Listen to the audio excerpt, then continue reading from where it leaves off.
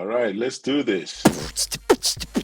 Welcome, first-time listeners and returners to the Sports Deli, where everyone deserves a seat at the table, especially our next incredible guest, who joins us today to talk about the intersection between race and sports, mental health, leadership, equality, social injustice, and white privilege. So grab your favorite deli sandwich or bagel and your favorite beverage, and let's do this together in the Sports Deli. We are so honored to be joined today by the author of Police Brutality and White Supremacy, The Fight Against American Traditions, Etan Thomas, former NBA player who played with Michael Jordan, among other greats, and who hails to us from Tulsa, Oklahoma, where he went to Booker T. Washington High School. He played for Hall of Fame legendary Syracuse coach Jim Boeheim, and where Eileen Collins, one of the only two female NASA Space Shuttle commanders, attended, as well as Dick Clark, national champion, Carmelo Anthony, Hall of Famer Jim Brown, and the 46th President of the United States, Joe Biden. Thomas was drafted 12th overall in the 2000 NBA draft by the Dallas Mavericks, where he never played a game. He was then traded to the Washington Wizards and also played for the Oklahoma City Thunder with the Big Three and the Atlanta Hawks of the NBA. He played with the likes of Michael Jordan after his comeback, KD, James Harden, and Russell Westbrook. He's a published poet, freelance writer, activist, motivational speaker, sports talk show host, and podcaster. He became an oralist in high school, which he'll talk about in a little while. And in January 2010, he donated $30,000 to the Haiti relief efforts after the 2010 Haiti earthquake. He's been involved in marches against the Iraq War. He's an activist and helping with solutions against police brutality. He's been featured on PBS, CNN, MSNBC, and Meet the Press. He's going to be having a panel soon with WNBA players and former victims of police brutality while discussing the recent attacks on our Capitol and systemic racism. His mother was a teacher. He's a father, proud father, and married to his college sweetheart, Nicole Oliver, who also played ball at Syracuse. He's appeared with Barack Obama while campaigning for him during his historic run for president. And his book, We Matter, Athletes and Activism, he interviewed Kareem Abdul-Jabbar, Bill Russell, Oscar Robertson, John Carlos, Mahmoud Abdul-Rauf, Craig Hodges, as well as family members of Trayvon Martin, Eric Gardner, Philando Castile, and he will discuss why their voices, even now, are still so important, if not more than ever. He has his own Etan Thomas Foundation, whose goal is to reach more than 50,000 youths and parents in numerous cities across the United States with positive messaging. Donovan Mcnabb, former NFL star, also played basketball with him at Syracuse. And again, mad props to first round pick in the 2003 draft, Mike Sweetney, who was on our podcast, who put me in touch with you. And when you had heart surgery, the late Kobe Bryant told you he was praying for you. You can find him at Etan Thomas. Etan is ETAN, EtanThomas.com. He has his own podcast, The Rematch with Etan Thomas, where everyone deserves a second chance. You can find him at basketballnews.com and on Instagram and Twitter at Etan Thomas 36, where on Instagram he has over 134,000 followers. Etan, welcome. Big warm welcome to the Sports Deli.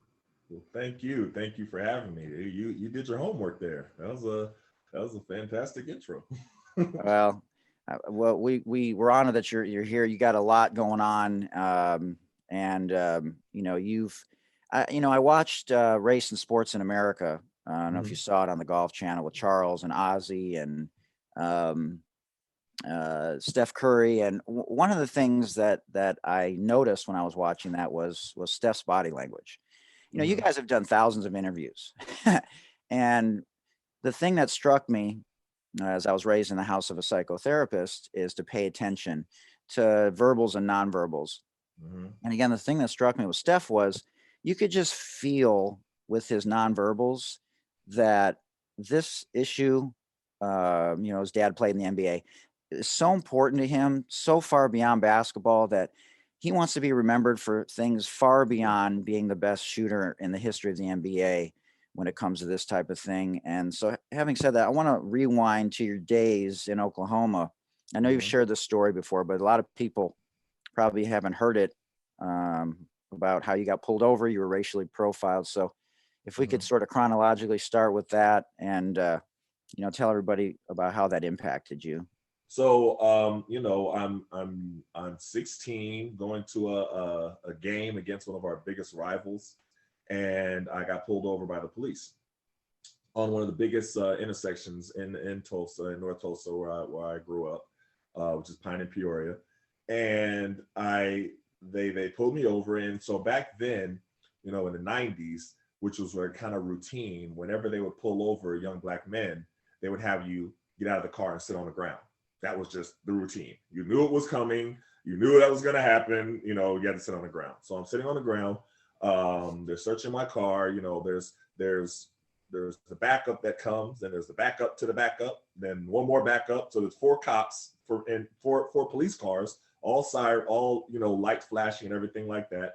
They're all out, and it was a really intense situation. And if I like telling this story, I could close my eyes right now and picture one policeman in particular who was sitting to the left of me while I was sitting on the ground, and he didn't move. He just had his hand like right on his gun the whole time. He didn't interact with anybody else. He didn't say anything. He just had his hand on his gun. So I hear them all talking, and they're saying, no, he looks familiar. Did you run his plates? No, this guy looks familiar. I've seen him before, all of this, that. So they thought that they saw me in a mugshot. And, so 45 minutes goes by. They're searching everything. They're going back to their car. They're huddling. They're doing all this stuff, asking me if I have any weapons on me, anything like that.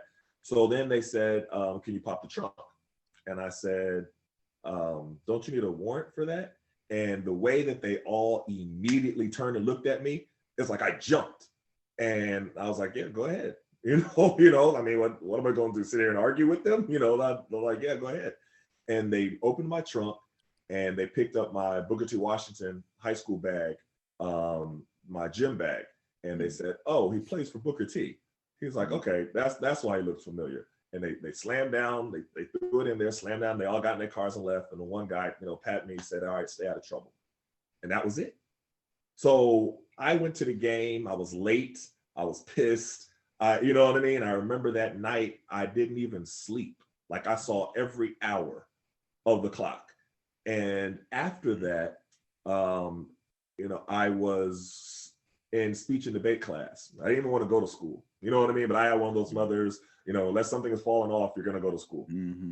And so I was, my parents were divorced, so I was a single parent household. Mm-hmm. So a lot of the issues that I had, I dealt with them internally because I didn't want to bring any more stress to my mother, which then led to a little bit more anger that my father wasn't in the home. You know what I mean? At all the time, because that's one thing you want to go and, right. But so I'm in speech and debate class, and I'm venting to this little girl, Brandy. I remember her face. I'm just sitting there venting, and then they did this, and I'm just talking and talking, right? And so my speech teacher, Mr. Bland, goes by and hears me, and he pulls me into his office, and he says, everything that you're feeling now, everything that you're describing, he said, why don't you write a speech about that? And I was like, a speech? I was like, that is the last thing from my mind right now. Do you hear what happened to me? I'm not thinking about no speech. And he's like, no. He was like, you can have this as your original oratory. And that's a speech that for all the speech and debate geeks, that right. Original oratory is, when you make up your own speech. Standard oratory is when you recite somebody else's speech. And he said, you could take that to your first tournament coming up here soon. And I was like, I'll think about it. So then I went home, and it just poured out. And I wrote this amazing speech, and I put all my passion into it and everything that I was feeling. And I talked about, racism and, everything. I put it all in there. And I performed at this first speech tournament, and I won. And I started getting a lot of attention for it. Started doing it all over Tulsa. Speech tournaments, everybody was like in shock. So then the newspapers, got whiff of it, because I took it to districts, I took it to nationals, like I was really doing it a lot. And they wrote an article about it. And the article was called More Than Athlete. And in the article, it detailed everything about what happened. And from that article, I remember I got a letter from the Tulsa Police Department saying that they were going to look into the situation. And now I don't know whatever happened if they, you know what I mean? But for a 16-year-old kid, the fact that they even acknowledged it was huge. So then after that, I started getting a lot of people come up to me guys like, hey man, thanks for, speaking up for us. That happens all the time, but they're not going to listen to us. You know what I mean? But they'll listen to you. So that's when I made the connection that, oh, okay, it's like a light bulb went off. That because of this basketball thing, they'll listen to me. You know what I mean? And I'll have their attention and they'll hear it. So that's when I made the connection. And that's when I really found my voice. Wow. Yeah. We've talked to a lot of guests on the show, how they were planning on doing one thing and then all of a sudden something happens, whether it's Jay Billis or anybody else, planning to go to law school. And in the middle of one of our podcasts, I don't know if you saw it, but Crystal Robinson, she literally in the middle of our podcast is pulled over and racially profiled and ends up going to jail that night in the middle of our podcast because, in her words, the cop drove by and thought she was someone else, just saw her driving the other way, pulled her over because she had her bright lights on in a town of 400 people, where you and I both know if you're in a town of 400 people, there's no lights. So you got to put your brights on. Otherwise you can't see anything going around those country roads. Right. So, and better than me, it's been happening for a long time. And that's part of why we wanted to bring you on today to talk about these issues. And, I've gone on record a lot by saying this is a big white problem. And I heard you talk to Stephen Jackson in your podcast about how you, and I've said this many times to Jay Billis and others, how I've never seen in all the protests, that I've witnessed in my lifetime, as many white people out there. And some of the protests is more white people, barely see any African Americans, which really we need the white voices now in America to be speaking on this issue, because white men run this country still, unfortunately. So we'll delve into that as well. So when you were being recruited, did any of the college, where else besides Syracuse were you looking? Did any of the coaches, say, hey, you can't do that when if you're looking to come here, you got to just, you got to be a company person. You know what I mean? No, I didn't hear that at all. Luckily, the coaches did their homework on me, so they kind of knew who I was and they appreciated it. I mean, even at Syracuse, I didn't have any resistance from Coach Boeheim, and I always say some of the best advice, my freshman year, I was part of this big demonstration on campus. And we were protesting, and this was literally like the first weekend. So we were protesting the fact that campus police were now able to use pepper spray. And so the fear was that, they would be pepper spraying all the black and brown people, all the black and brown fraternities anytime anything happened. So there's this big demonstration and they took a picture of it. And I'm on the cover of Syracuse Orange, right? Wow. So I remember he pulled me into his office. He's like, yeah, I read about you and I read your speech and, speech and debate and everything that you're doing. He's like, there's one piece of advice let me give you. He said, I would never try to silence you or, dictate what you can say and what you can't say. You have the freedom to say whatever you want to say. He was like, however, when you do say certain things, you have to be willing to back it up. And you have to be willing to, know what you're talking about. And because there are going to be people in the media and the fans who are going to attack you. And as long as you're okay with that, say whatever you want to say.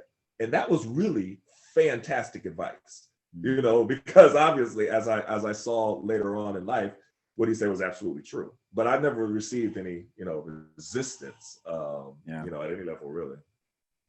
Yeah, that's cool. Let's talk about Coach Boeheim. Obviously he's been doing this for a long time. He's a national champ. Yeah, very long time. We thought he was gonna end things a while back, and Coach Hopkins was gonna get that gig, and he left and went to Washington, and his kids playing for him, and he's been renowned for recruiting bigs. And so how was it? Because everyone gets better when they go to Syracuse. Obviously, they're known for the 2-3 zone. But talk about Coach Boeheim and his influence on you, and obviously went to Syracuse where Jim Brown went, and a lot of other famous people went. But what was your time there? Because the Carrier Dome, I used to work camp there, and I mean I love going there. Yeah, it's there's no play. I've been to Cameron Indoor, I've been to West Virginia, I've been to Kansas State, San Diego State. There's nothing like the Carrier Dome, man. Nothing like it. I mean, well, I had an incredible time there, though. Just the growth, because you're young. This is your first time away from your parents. You're on your own and you're learning yourself. So in 4 years, and I stayed all 4 years, there was a lot of growth in me, of course, on the court, but really off the court as well. I valued that time. I know that the times have changed now. A lot of players don't, stay 4 years, but 4 years for me was really beneficial. I met my wife there. I, developed a lot of great friendships there, and just learning as a human being, learning as a man, that there's a growth in me, and seeing the world and watching. Like, I needed that period and that time period to really grow. But no, I value it. Now, of course, NCAA has its share of problems, and we don't have to get into all of that. So, Right. but for me personally, my time in Syracuse was definitely invaluable. Yeah. Well, we know it's been well chronicled. You've been critical of the mission of the NCAA, and Mhm. you know, like you said, we could go in a lot of different directions with that. But we want to stick to a little bit of your path, and then talk about some of the important issues of today. I'm glad that the likeness issue has changed, so at least they're able to profit from that a little bit. I So I'm agree. sure you yeah. I agree. So you get drafted, you play with Jordan, Mhm. and you play with a lot of good players. I mean, how come the Wizards have never turned that corner? Obviously, you had some issues with Doug Collins, and we don't necessarily need to get into that, but it's just more Right. about what does it take to be a successful coach in the NBA, and it's such a fragile situation to succeed at the level. There's so many good players now. Well, I mean, for us, we kept running into LeBron. I mean, it was very Right. plain and simple. I mean, we played them like 3 or 4 years straight in the playoffs. And I thought that Coach Eddie Jordan, did a Hmm. fantastic job. I thought we had a really good team. We had Gilbert Arenas and Karan Butler and Anthony Yeah. James. I mean, we had a crew. Oh yeah.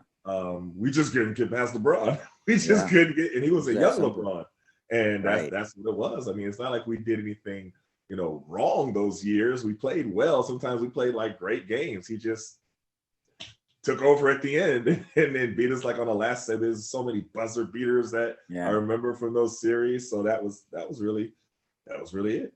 Yeah. Yeah. So you played with Jordan, you played with KD and Westbrook. He's in Washington for a little while, obviously now with the Lakers, and James Harden, James and Harden. and Yeah. yeah. So in no particular order, I didn't know this story that Steven shared with you about James Harden recently, and I think it's important for people to understand that, because you played for a couple of African American coaches while you were in the Right. league, Right. and we know that there's a disproportionate, low number of African Americans in college basketball. Mhm. The WNBA, it's ridiculous, Right. and the NFL, and so tell that story about what Steven shared with James Harden, and why he sort of came correct. I thought it was a really good, when the interview just came out, and I haven't even posted it yet and everything like that. It's a brand new interview on Steven Jackson on the rematch. Hmm. And he talked, mostly we was talking about George Floyd and his Right. relationship with George Floyd, and why he Hmm. fought for him, and how he found his voice after he was Right. murdered by the police. But in the particular, topic you're talking about with James Harden, you know, it, we talked about the fact that when the new coach came there, James Harden reluctance to play for him, how it was hurting the overall, idea or movement of black head coaches. That's what Steven Jackson's point was, Hmm. and he took issue with James Harden about that, and I think that Steven Jackson doesn't mince words very Hmm. often, so what you see is what you get. He's very honest. I mean, you saw he was criticizing, he doesn't, attorney Benjamin Crump, who nobody really Right. criticizes. He's like one of the main lawyers that is on every Right. every case of police brutality. But Right. Steven Jackson criticized him, and we had a great discussion about it. But he doesn't, mince words, and he sees something, and he saw in James Harden how it hurt the overall movement of black coaches. And it's an interesting topic, because every team in the NBA has a black coach, assistant coach. Hmm. But then you looked at the numbers of head coaches, and out of 30 teams, there was, what were we at, 7? Hmm. Those aren't good numbers. I mean, if we're Right. comparing it to the NFL, then okay, but the NFL is a whole Right. different, we're Yeah. not. NBA doesn't want to compare themselves to the NFL as the barometer. You know what I mean? Right. But yeah, so there's just been this push for more Black head coaches. And so, we discussed that, and it's interesting. Stephen Silas is the coach, right? Stephen Silas. Yeah, Stephen Silas is the coach. Right. Mm-hmm. And there are coaches that we see in the coaching pool that have been waited for a long time to have an opportunity, and they haven't received one yet. Mm-hmm. Or you see a Black coach who has had success, like Mark Jackson, who had success, but then you don't see him again. Or Eddie Jordan, who was my coach. Mm-hmm. And you see that on paper what they achieved, and it's kind of mind-boggling of why they don't get another chance after that. So it's an interesting topic. I don't have the answer to it, but I was glad that Steven Jackson was very honest about that in our interview. Yeah, it was powerful. If you haven't had a chance to listen to that, you should go to the rematch and listen to that podcast with Etan and Steven. And so I've been very critical of Tom Brady. I even, as recently as yesterday, tried to go anywhere to find anything that he's talked about with Black Lives Matter, and systemic racism and the attacks on the Capitol. Mm-hmm. I can't find one quote. I can't find one tweet, nothing. And, I've heard people say, well, he does things in the locker room and he helped Antonio Brown. And man, it's just one of the things that when you're the face of something, right, especially as a white man, mm-hmm. I can't tell you because I'm from Michigan, right? I'm from Detroit. Mm-hmm. And I was the only white guy in the basketball team, and I went to an integrated high school, and I saw a lot of this stuff growing up, and I didn't realize how, passionate I was about this stuff until we started the podcast. And mm-hmm. to see him continuing to do video after video about the playoffs and about the back and forth with the trash talking, which is great under normal circumstances. But it's Doug Williams said it best when he came on our podcast. Okay. If a white guy in the locker room stands up for an African-American or a Black or a brown cause, mm-hmm. that is something that African-Americans, I don't care if you ended up being the biggest choker in the history of that team, they will mm-hmm. never forget you. Of course. And I think Tom is missing out on the chance of a lifetime to be something way more than a 7-time champion. So I don't know how you feel about that, but it is so frustrating to not hear him say one word. Jerry Jones, there's others. Brett Favre, his ridiculous comments. Jay Cutler, there's others. Well, it's interesting. This past summer, after Drew Brees' comments, he was checked by his teammates. Yep. And they were very passionate about why his words were so dangerous. And I use the word dangerous for a reason, as a white person in the limelight, you have a lot of say over how other white people are going to respond. Yeah. One of the things that I did in my book, We Matter, Athletes and Activism, I interviewed like Steve Kerr and Mark Cuban. And, I wanted to ask them, specifically why they use their voices the way that they do. And I think that what people have to understand is when they do, when Popovich, when Stan Van Gundy, who I've interviewed for my upcoming book that I'm working on now, and I asked them the same thing. There are going to be people in white America who only can hear it if Stan Van Gundy says it, or if Popovich says it, or Steve Kerr says it. They won't hear it if anyone that looks like me says it, no matter who that person is. They will skip right over it because they don't relate to that person. And, it's interesting. I'll give you an example. So I watched, every Martin Luther King Day, we watch Selma. So that's one of the movies that we watch. And I remember watching it with my daughter, Imani, a few years ago. And she was getting mad. And she was like, were all white people against us? Like everyone, because, in the movie, I was like, well, just hold on, just wait for a minute. And then it came to the point where they were about to march across Edmund Pettus Bridge. And remember, all the white clergy from all over the country stood with them. Right. And the police didn't attack them that time. Now now right before that, when it was all black people and they attacked them, it was brutal. That was one of those scenes where, I almost had to pause the TV and ask my daughter, "Are you okay?" You know what I mean? Like, it was really intense. But after that, when the white clergy were all with them, the police didn't attack them. So I paused it and I asked my daughter Imani, "So what do you think now?" She was like, "For one, the police didn't attack them when they saw the white people standing with them. And it's like they looked at them as humans once the white people aligned with them." I was like, exactly, and that's why it's important for white people to stand up and to speak and to say different things. It's not enough just to be someone and say, "Okay, I'm not racist, so, I don't support that." You have to take it a step further, like Angela Davis said, and be anti-racist. Exactly. And that's the difference. And so, I have a show that I do with my co-host Dave Zirin called The Collision, where sports and politics collide. And for years, he's always made this point about the silence of white athletes on this topic. And he talks about it from the NBA, from the NFL to MLB. He always brings it up. And it's important for another white person to bring up the silence of other white people.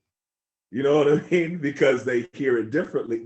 It's just the way that it is. And when you have white people who stand up, like Popovich, Steve Kerr, like Mark, it's the amount of influence they have far surpasses, what any black person can say, no matter who that black person is. LeBron, you know what I mean? Yeah, whoever it is. Because there's a lot of people who can only hear it from somebody that looks like them. And that's just the reality. It is. It's well said. And I didn't really think about it from that standpoint. Well, I hope somebody reaches out to him, and not to, have him say something because someone else said, "Hey, you should," from a public relations standpoint, but just as Stephen educated James, I hope somebody educates Tom, before he leaves the league, and just like, you've had questions about Michael Jordan and how he wasn't necessarily as vocal back when he was younger, but obviously he's been a lot more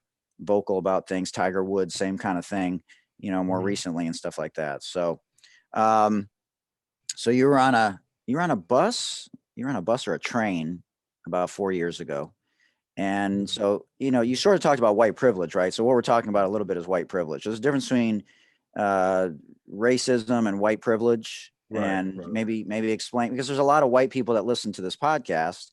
And my hopes is that there's people not in alignment with us that are listening, that there are people out there who are, whatever your political affiliation, I could care less, that this is a human rights issue, So the what you're referring to is on Amtrak. I live in DC, and the Amtrak going back and forth to New York is a quick train, nice and comfortable.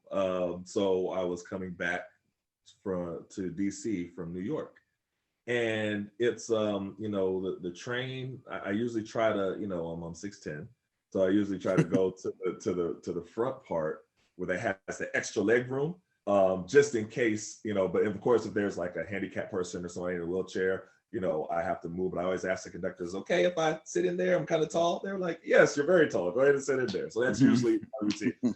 So I'm walking, and all the seats are filled, meaning they all have one person. So you would have to double up with somebody. And so I get all the way to the front, and there's a white lady who is sitting there. And so it's just customary, you know what I mean? I just asked, "Oh, excuse me, is there anybody sitting here next to you? Can I sit here?" And she said, "Nope, somebody's sitting here." She moved her bag. I was like, "All right, no problem." All right, so then I went over like right diagonal and just sat with the person that was there, like diagonally from her. Literally, it was like 5 seconds later, a white guy came up to her, and he walked by, he said, "Hey, can I sit here?" And she was like, "Oh yeah, sure, let me move my stuff."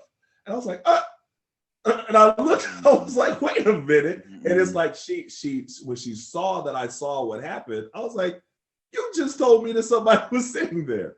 I was like, "So why is it okay for him to sit next to you than me?" And then so, she did kind of the brush off of the way. I was like, wait a minute, I can't let this go. Right. You know what I mean? He's a short guy. Why did this happen? Like what, and I looked and I was like, well, tell me what is the reason? Like, I kept pushing for it.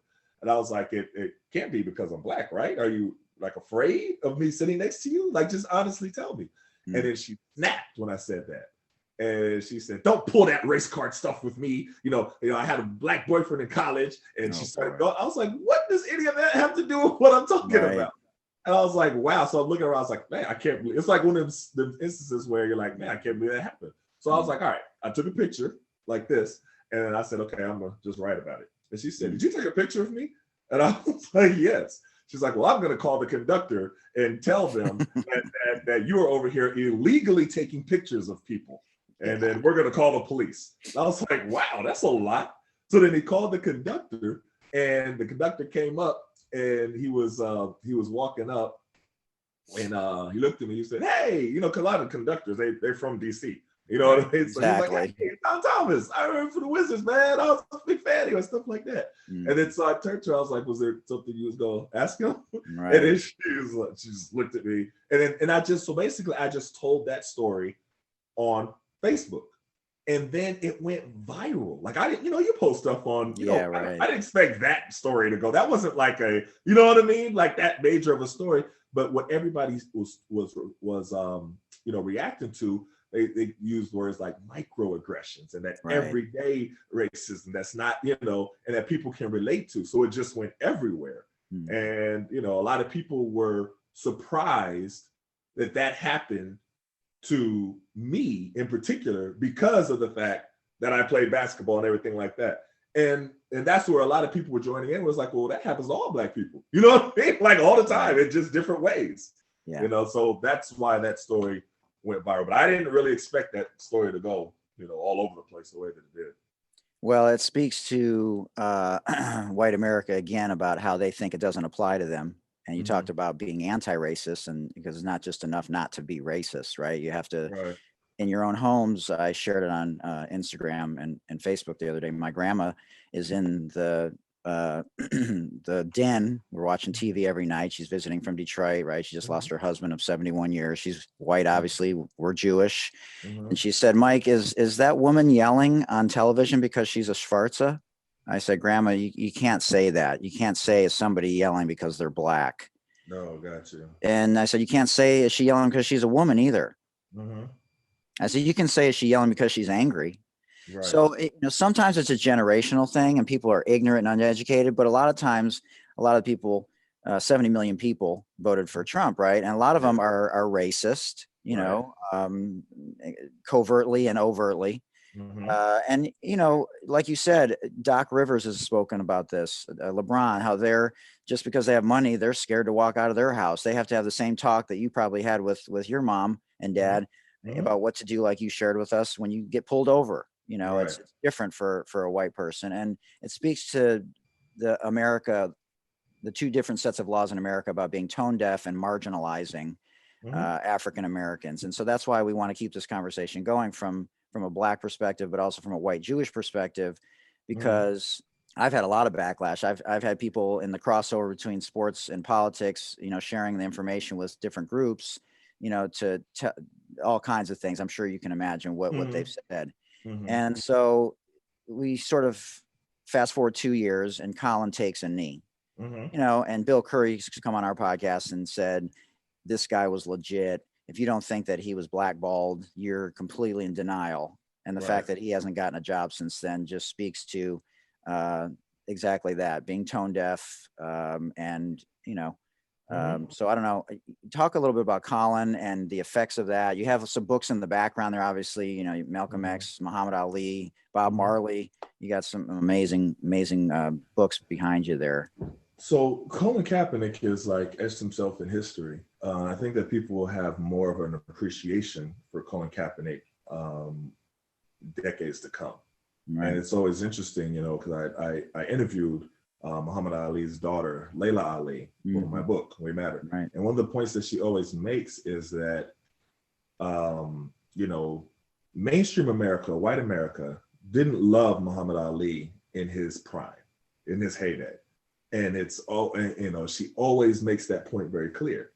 And it's always interesting when you see people talk about Muhammad Ali now, and then you talk to the older generation who was around in the 60s when Muhammad Ali was in his heyday. And you ask them, you know, you just ask them. You remember how everybody, you know, looked at Muhammad Ali and talked about Muhammad Ali back in the day, and they're like, oh yeah, it's nothing like it is now. And I make that correlation to Colin Kaepernick, because decades from now, you're going to see him being honored. You're going to see him being, you know, for his courage, and you're going to see his statue in places of him taking a knee. I guarantee it. And then you're going to see all of these people in mainstream America speaking about him with such reverence and such respect and honor. And then the people who, like us, who remember, you know what I mean? Like, yeah, that's not how it was when he took a knee. That's not how it was at all. And, you know, it's just interesting because my grandfather always would tell me, you know, when Muhammad Ali said he was not going to the war, he was public enemy number one, like all over the place. And I can't even imagine. So that's the level that Colin Kaepernick has placed himself. And I always make that correlation because I can see it happening. Well, and a lot of people came before him, right? That spoke out, Arthur Ashe, and definitely, and, you know, but he, because of the timing of it, even though it's been a couple of years later, has made it so easy, you know, relatively speaking, for people to speak out now, right? It's not hard. You're not gambling with your endorsements as much as you might have been in the past. The women are speaking out. You know, WNBA was hugely responsible for the Georgia election, right? There's grassroots efforts that now are, you know, being applauded in ways that they never had been before. And so do you believe in, you know, I'm Jewish, right? We had reparations, and I've gone on record in saying I believe that low socioeconomic African-Americans should have reparations. What are your thoughts on that? I mean, that's not even a question. I mean, we talk about, and I used to have this conversation with people all the time in school in Syracuse. And, you know, I asked a lot of Jewish people, what were your reparations, you know, after the Holocaust? And, you know, when they say, well, yeah, we had no place to go. And I was like, I get it. I understand. I was like, so what was your reparations? I was like, you got an entire country. You know what I mean? And I'm not even getting to the point of who was there first and whose land it was. I'm not even getting into that part. I'm just saying that you received reparations with the backing of the United States forever, even going to today. So to relate that to, you know, my ancestors here in this country who were just told, okay, you're free now, and that's it. That's all. You're free now. You're no longer a slave. Go ahead and be merry. And that's all. And that, you know, you can't look at that situation and say, you know, realistically and honestly that was fair. And you have to start there when you have the discussion and make that comparison when you have the discussion about reparations. Because for some reason, you know, people think of it as this, you know, ridiculous, like, how are we? I was like, well, you know, let's go back to the beginning now. And let's speak about why it is important and why it is needed. And that's the part that, I mean, you know, it's really tough because you hear that as a difficult topic from people on the left and the right, talking about politicians. And, you know, I remember when Bernie Sanders said that he was going to form a coalition to study something. I was like, what do you have to study? You don't know what happened? You know what I mean? Like, what? Ridiculous. Do you have to learn what happened? I don't understand what the whole coalition is about. But, you know, across the board, it's really interesting. It's really an interesting topic once you peel back the layers. Yeah, it is. You know, start a 401k, and by the time they're 18, they can use it for education. They can use it for small business. They can use it to buy a house. And then that's the way we can bridge the gap between the economic disparities in this country, because it's literally ridiculous. Whites make 6 times as much money as their African-American counterparts with the same degrees, and women, it's worse still. Yeah. So it's just people that are out there listening to this, whether you believe in reparations or not, you can't argue systemic racism and the economic disparities in this country.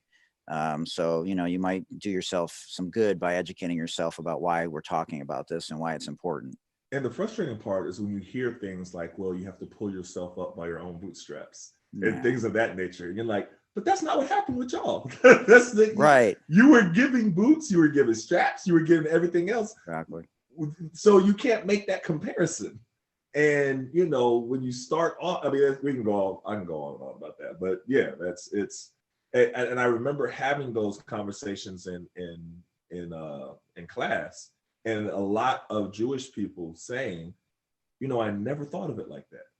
Mm-hmm. But then once they did think about it like that, they agreed. You know what I mean? Like, yeah, I never thought of it like that. I never heard it expressed like that. I never heard that comparison, but that's a great point. And that started, a conversation that started, but it's interesting, because my response would always be, well, why did you ever think of it like that?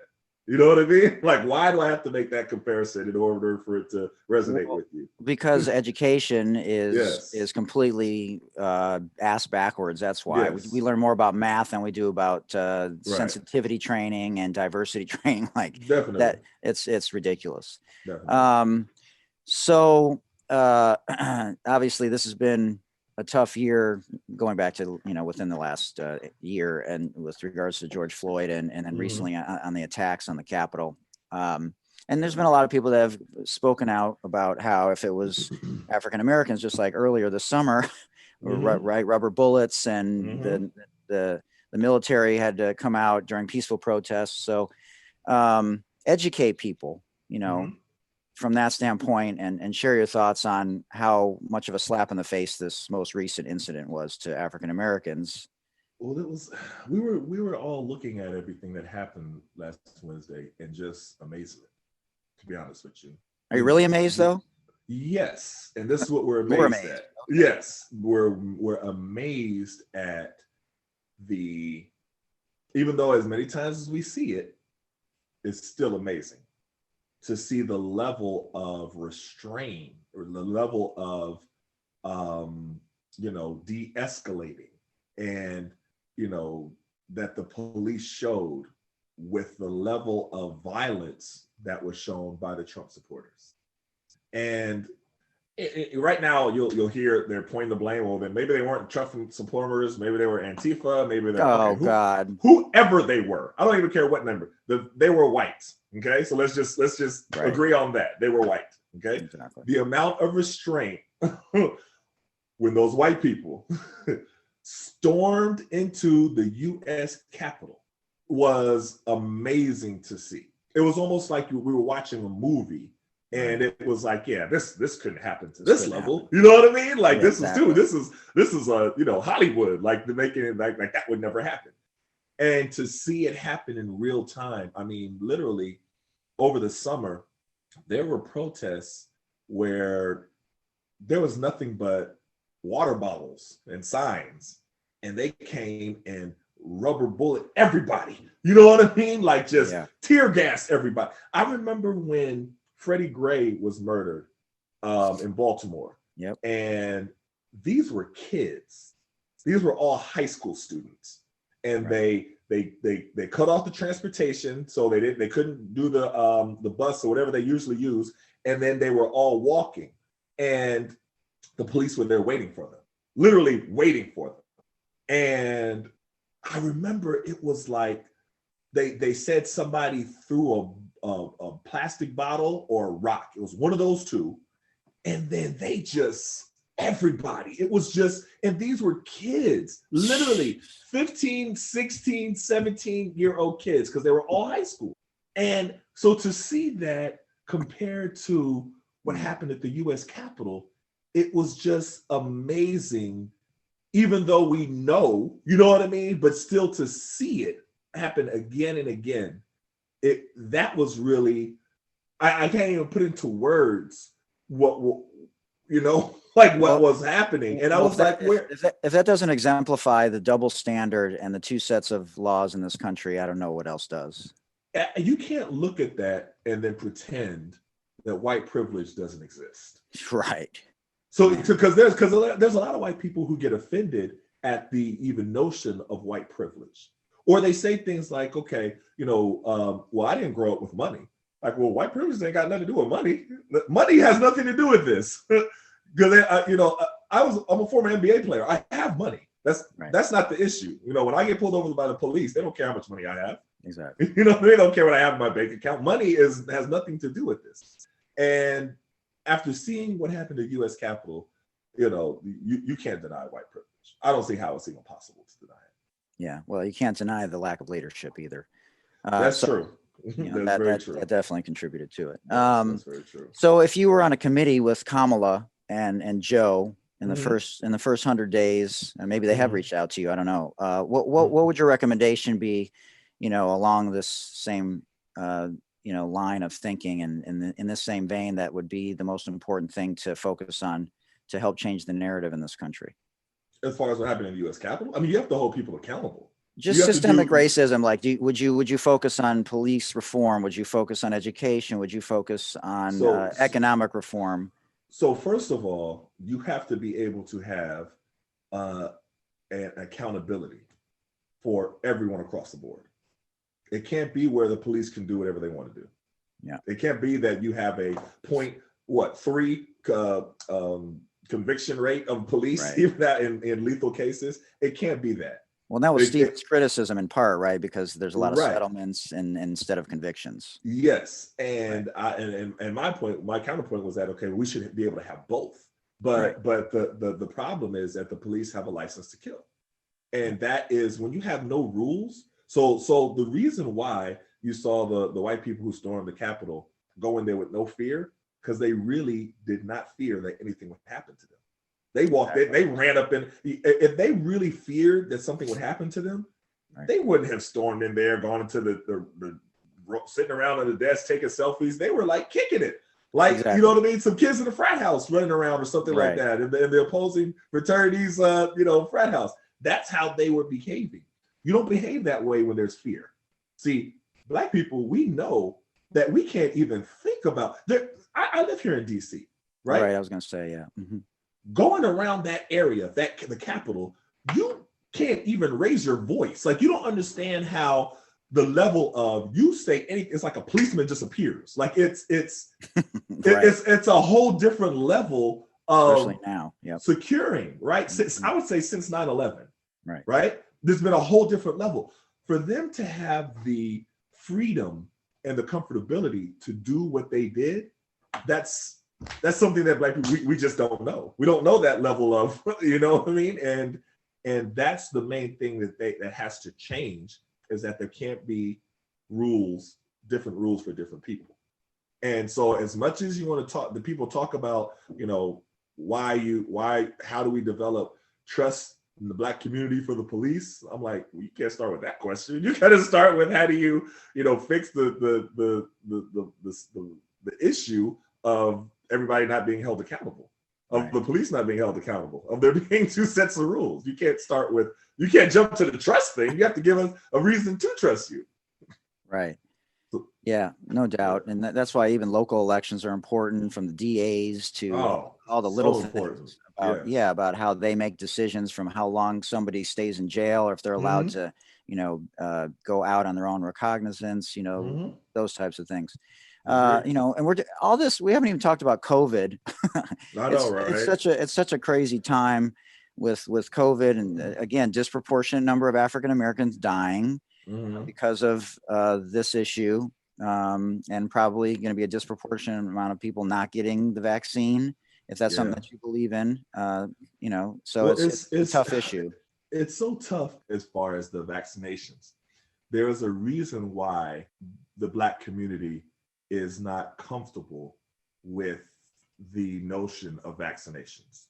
You go back to the history of the Tuskegee experiment. You go to all the different things that happened in history that we grew up learning about and hearing. And you just go to research, and you know that Tuskegee experiment is the only one that happened like that. There was a long list. So to say, okay, now you're puzzled as why so many of the Black community are kind of, hesitant for the vaccination in despite a pandemic of epic proportions. Do you know what I mean? So even in the midst of that, you still have a whole lot of doubt in the vaccination because you're telling me that this is okay. We're like, okay, we don't know. You know what I mean? But there's a reason why, and that's because of the history. I think that this country has to come to grips with the amount of evil in its past. And when you say things like "Make America Great Again," we're like, okay, when exactly are you talking about? When was it great? Because it wasn't great for us in any period that we can think of. So if you're going back to, where do you go? Slavery? That's the part you're talking about? Are you talking about, the civil rights and, segregation? Right. Are you talking about that? What part can you possibly be talking about? Because for us, it wasn't great at all at any point. And so, when you're looking at it from that perspective, and again, it's so crazy because the selfishness of people think about when it was great for them. Right. Not for anybody else. They're not worried about who it was great for, just great for them. And that has to be taken into consideration when you move forward with everything. So you have to take, you're going back to the police, you have to take into consideration the past of the police. When you go to healthcare, the past with education, the redlining, everything you have to take into, you can't just skip over it like it never happened and start from here. And that's the problem that so many in America expected to start from where they wanted to start from and just forget about all this stuff that happened here. And you can't do that. You can't do that. Right. Well, I know you got to go, but share with us real quick the success of your marriage and being a dad. I know that's so important too. Your wife's amazing. Yes, it's an absolute blessing. My wife Nicole at Syracuse, and we have 3 wonderful kids. Anybody with kids, it's an adventure. I wrote a book on fatherhood, basically, and not from an expert of a perspective of thinking I'm an expert. Literally, a journey. Because anybody that are parents knows that it's a journey every single day. You have ups, you have downs. Things. Sometimes you feel like you're a great parent. Sometimes you feel like you're the worst parents on earth. You know what I mean? Like it's a journey, but it's also such a blessing. And that's the part that is it's the balance of both. That's what parenthood is. So it's definitely a blessing. Well, you're a blessing to all of us. We appreciate what you're doing. You most people probably don't even know who you were as a player. No disrespect, but what you're doing now is so much more important. And teaching not only your kids, but my daughter knows about you now. It's just that's great.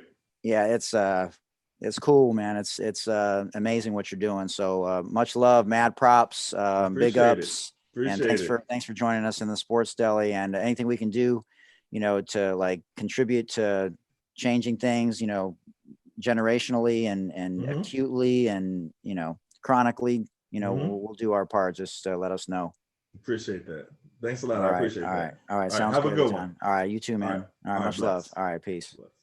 So we appreciate so much Etan Thomas for joining us here today in the Sports Deli. He's such a wealth of information, just a brilliant guy, not only with regards to his experiences in the NBA and having a unique understanding of how things work there, but more importantly, off the court and what's going on in terms of Black and white America, and having such an incredible pulse on those issues that have to do with systemic racism and social injustice, as well as white privilege. Thanks for sharing space with us today. We truly hoped you enjoyed that amazing interview. Remember, everyone, Black Lives Matter. Stop the bullying. Stop the Asian hate. Contact your local and state politicians for any inequalities, for any individual or any group that's being marginalized.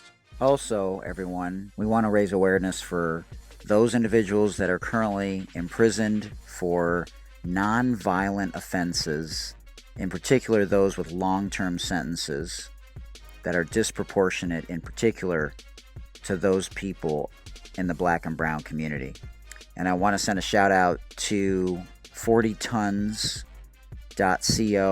40 Tons is a socially conscious cannabis brand, and they're a social enterprise using the regulated cannabis industry to fight injustice, in particular for cannabis prisoners. So check them out again at 40, the number 4, the number 0, tons, plural, 40tons.co, because what they're doing in the cannabis space and being a socially conscious company is truly incredible, and they have my full support. And also wanted to remind all of you, if you're having a tough time, you can always call the Suicide Prevention Lifeline, and that number is 800-273-8255. That's 800-273-8255, and they are available 24/7, 365 days a year. You can also always check me out on Twitter, Instagram, and on TikTok at Mike Hootner. Thanks again to our amazing sponsors, Breaking Tea, Sport RX, PSK Collective, City Lokes, and Moolah Kicks, which you can see right here up on the screen. You can search them online at breakingtea.com, sportrx.com, pskcollective.com, moolahkicks.com, and citylokes.com. And if you'd like to support us at the Sports Deli, we'd love to have you either make a one-time donation or feel free to make a donation monthly, either 99 cents a month, $4.99 a month, or $9.99 a month. If you have questions about that, send me an email again to thesportsdeli@gmail.com, and I will send you the link on how you can do that. You can also find it at the bottom of every podcast on Spotify or Apple Podcasts. There's a link at the bottom to support the show. Please check out our website at thesportsdelipodcast.com. Make sure that we continue the conversations with regards to 3 strikes and you're out and mandatory minimums, especially people that are in jail for non-violent offenses. So those things need to change. And remember, gents and ladies, please remember to do your monthly self-breast examinations. And remember, guys, this afflicts about 1,500 men annually, with about a third of those resulting in death. So we want to make sure that we do our monthly self-breast examinations, both men and women. And guys, remember to do your self-testicular examinations every month as well. Until next time, remember, it takes a village. For Dr. J and Coach K, I'm Hootie Hoot. This has been a production of Hootie Hoot Productions. Thank you for joining us in the Sports Deli, where everyone deserves a seat at the table. Remember, it takes a village. Much love, everybody. Peace.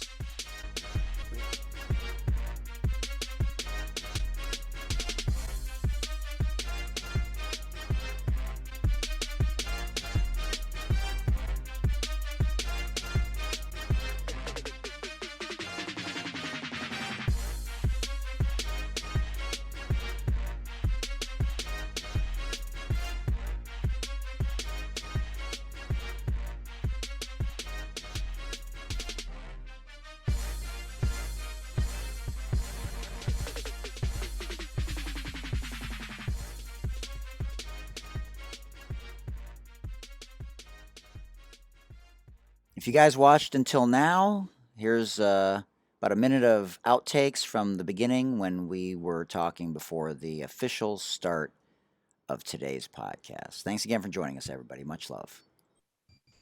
1 second for me. Oh, you're good.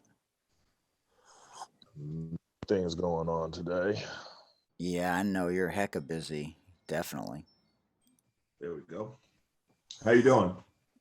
I'm good, man. It's an honor to talk to you, and I appreciate. I'll give Mike a shout out in our little formal intro for putting us together. It's important times for all of us, and especially white people like me. I'm not Dr. Richard Lapchick. I'm not Tom Brady, who should be speaking up more on the issue, which I'll ask you about later. But Okay. we are trying to do our part, and it's just. It's a reckoning. So we got to take advantage of this time. Definitely. Doing some serious multitasking here. Yeah. You're good, man. Hold on. Talk to Stephen A. Do whatever you got to do. Nah, I ain't talking to Stephen A. That ain't it. He doesn't need anybody to talk to him. He doesn't. And just, That's right. All right, let's do it.